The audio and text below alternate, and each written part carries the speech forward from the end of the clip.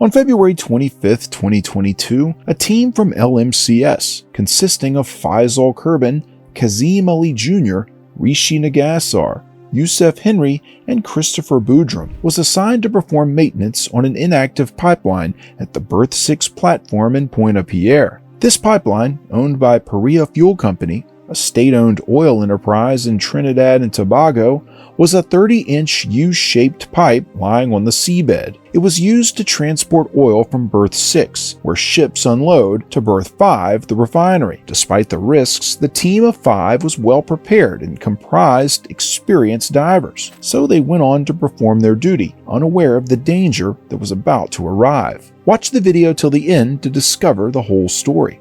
Certain companies, such as oil refineries and telecommunication companies that have network lines under the sea, often hire professional divers for regular maintenance of the pipelines. The job is much more dangerous than it sounds, however. People who have the relevant knowledge and sufficient diving experience often volunteer for this high-paying job. Just like this group of 5 men who had extensive experience in this field, they started the execution of their plan as required. To carry out their task, the team used a special habitat bell, which created a dry working area over the top of the pipeline. This setup involved placing an 8-foot by 8-foot cube structure over the pipe and filling it with air to displace the water. The divers could then stand on a ledge inside this hyperbaric chamber, remove their diving gear, and safely use tools for the maintenance work. One of their key tasks was to remove an inflatable plug at Berth 6. This plug, which had been inserted about 2 weeks earlier, served as an airtight barrier to prevent oil from escaping the pipeline, as it would badly pollute the water in that case. As Kazim Ali passed a wrench to the others working on the pipe, he climbed up to remove his diving equipment. While everyone was busy with their assigned tasks, suddenly chaos broke out. Unexpectedly, when the valve on the plug was loosened, water surged into the habitat and down the pipe. However, it wasn't only water that went down the pipe. It took the men and their equipment into a powerful vortex. This pull of water was so strong that 2 of the workers broke their legs, and the remaining 3 were also severely injured during this pull. Panting and moaning in pain, they were all moving down in a deadly environment, unable to understand what was happening. After about 90 seconds of this non-stop water punishment, they ended up in a spot with an air pocket, finally allowing them to breathe. A GoPro video captured their final moments before the chaos ensued, plunging everything into darkness. Amidst the noise and confusion, the men could be heard shouting to each other inside the pipe, which was meant to be filled with crude oil. The situation turned out to be a tragic irony. The air pocket that provided them with a lifeline was also the cause of the disaster. The team had assumed the pipeline was filled with oil, with the air pressure in the habitat pressing down on it.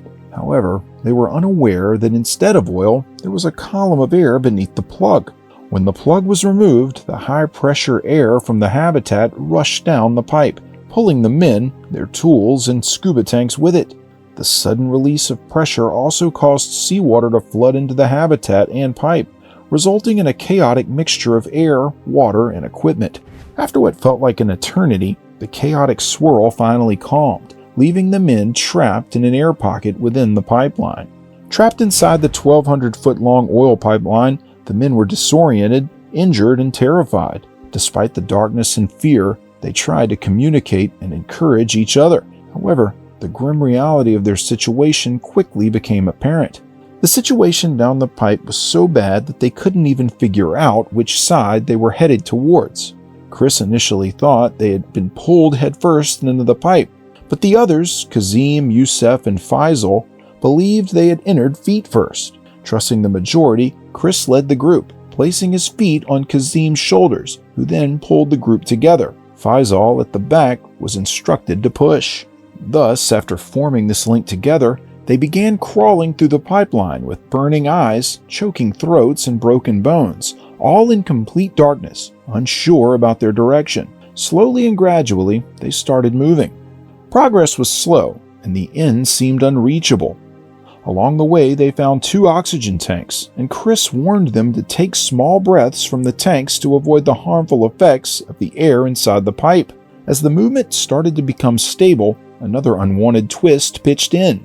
Fluid levels in the pipe started to rise, making breathing difficult. Chris noticed some were struggling more than others, which made everyone unable to move. So he allowed them to stop there and went a little further to check the pipeline ahead. Unfortunately, he discovered the next section was completely submerged, making it unsafe for all of them to continue. With only 2 oxygen tanks and the possibility of panic, Chris made the painful decision to go on alone and seek help.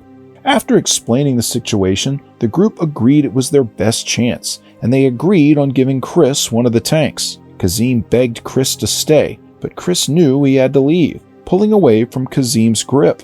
Unsure of the direction and with limited air, Chris swam through the flooded section, hoping to find another air pocket. As he continued, he found another oxygen tank, but the regulator was missing a mouthpiece, forcing him to use it awkwardly. Despite the discomfort, he took a breath and pressed on, determined to save his teammates. He eventually reached an air pocket and knew he needed to find the riser to escape.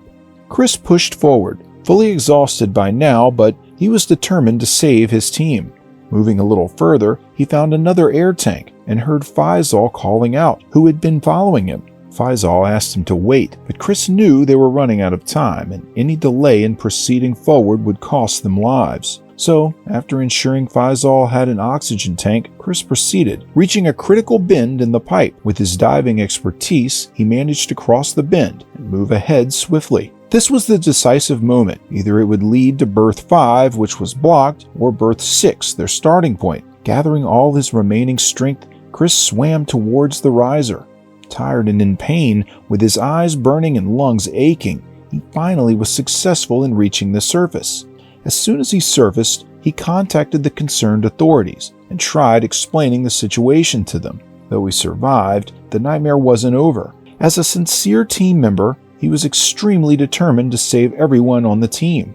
So as Chris narrated the events to medical staff, he shared as many details as he could about the others' positions. Unfortunately, the rest of the team doubted his story because they had long believed that the pipe was full of oil, and if there were any oxygen tanks inside the pipe, they wouldn't last long enough for a rescue. Chris was shocked to see such behavior from the executives, but he kept pressuring them to launch a rescue plan. The rest of the LMCS team seemed sure that it wasn't possible to save the 4 trapped workers, so they were least bothered to initiate a rescue plan. However, due to extreme pressure, the LMCS rescue plan kicked off, and the rescue divers dove down and tapped on the pipe, hoping to locate the trapped men. To their relief, they heard someone knock back, signaling that the divers were still alive.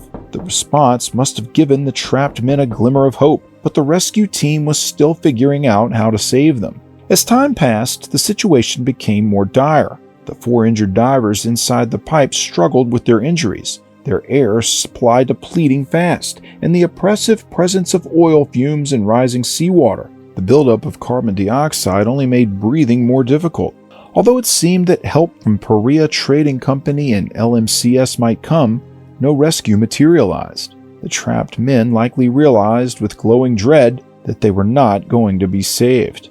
Tragically, days after the incident began, the company retrieved the bodies of the 4 remaining divers. Autopsies were performed, but there was no consensus on when each man had died. Some officials believed they survived until Saturday, while others speculated that one of them might have held on until Monday. In response to the tragedy, a commission of inquiry was established in Trinidad and Tobago to investigate the circumstances that led to this devastating event, known as the Paria diving tragedy. The inquiry aimed to understand what went wrong and to prevent such a disaster from happening again in the future. As a result of the inquiry, certain measures were taken to avoid further accidents, but the tragic end of the lives of 4 divers could never be justified. Despite being experts and well prepared, life took an unexpected turn for them. Such accidents are heart-wrenching, but they come with valuable lessons for all. If you like this video, give it a thumbs up and make sure you have subscribed to our channel for more fascinating videos.